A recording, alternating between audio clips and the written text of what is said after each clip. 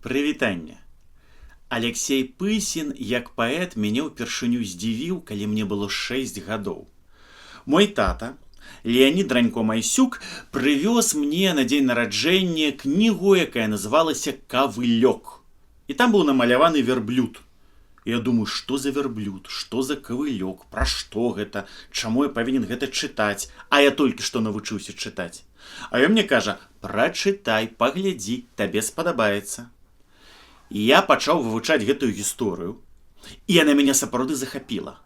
Гэта была гісторыя пра беднага няшчаснага вярблюда, якога, калі пачалася другая сусветная вайна, ягоны гаспадар прывёў войска і кажа: вось, возьміце вярблюда, я ўжо стары, каб ваяваць, а ён хай будзе з вамі, хай ён ваюе.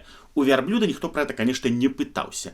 І вось вярблюд апынаецца праз розныя прыгоды, апынаецца, можна сказаць, у нашых беларускіх лясах. І як ён ся там праяўляе? Іншыя пісьменнікі паказалі б, што гэты вярблюд, ён нейкі там герой, ён стварыў нешта такое незвычайнае. І часта ў нашай літаратуры, напрыклад, той жа Міхась Ланькоў у сваім класічным творы пра смелага ваяку Мішку, яго слаўных таварышаў, ці іншыя якія пісьменнікі паказвалі такіх жывёлаў герояў. Але Кавылёк быў зусім не такі. Гэта быў няшчасны вярблюд.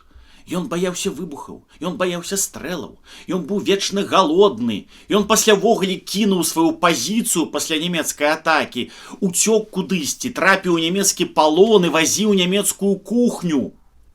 І затым толькі дзякуючы некаму там і некай такой нечаканцы ён вярнуўся, праўда, з нямецкай кухні, вярнуўся да сваіх. І ўжо затым завяршыў вайну там ледзьве не ў Берліне. І нават сам у канцы маршал Ракасоўскі, вітаючы нашых байцоў і ўбачыўшы вярблюда і здзівіўшыся гэтаму, кажа: што тут робіць вярблюд? Яму патлумачылі, і ён сказаў: ваюй, вярблюд, ваюй, хутка Гітлеру капут. Вось, я прачытаў, мяне гэта вельмі здзівіла. Па-першае, гэта была абсалютна не гераічная рэч, хаця паэмка гэтая дзіцячая быццам бы пра вайну. А пра вайну за савецкім часам пісалася толькі пафасна, толькі так ударна, толькі так, соцрэалістычна і жыццесцвярджальна ў тым плане, што мы ўсіх ворагаў павінны разбіць. Галоўны герой не быў героем. Прабачце за, конечно, такую тавталогію. Галоўны герой гэта была некая ахвяра. Это быў звычайны маленькая істота, якая проста хацела выжыць. І Алексей Пысін, які сам быў франтавіком, які сам прайшоў усю вайну, чыё цела ўсё было параненае, і у якога раны гэта і балелі проста, ён ведаў, што гэта такое, што такое быць звычайным салдатам. А звычайны салдат не любіў пафас, звычайны салдат не любіў сацыялістычны рэалізм.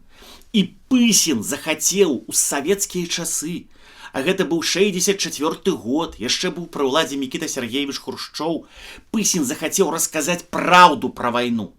Праз вобраз гэтага вярблюда ён хацеў паказаць сапраўднага нашага жаўнера, галоднага, напалоханага, які не хоча ваяваць, які трапляе ў палон, які трапляе ў розныя злы беды, але ўсё ж такі выжывае. І яму гэта ўдалося. Ён абышоў цэнзуру, быццам бы гэта ж не пра жаўнера простага, быццам бы гэта пра вярблюда, быццам бы ўсё і так добра завяршаецца.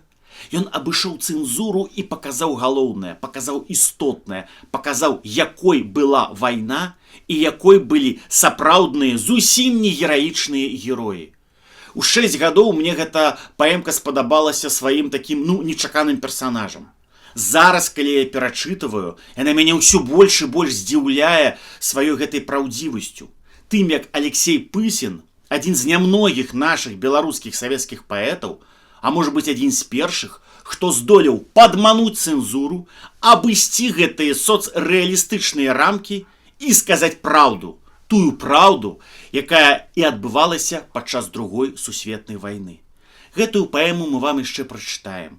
І шмат чаго новага пра Алексея Пысіна я вам яшчэ раскажу. Да новых сустрэч!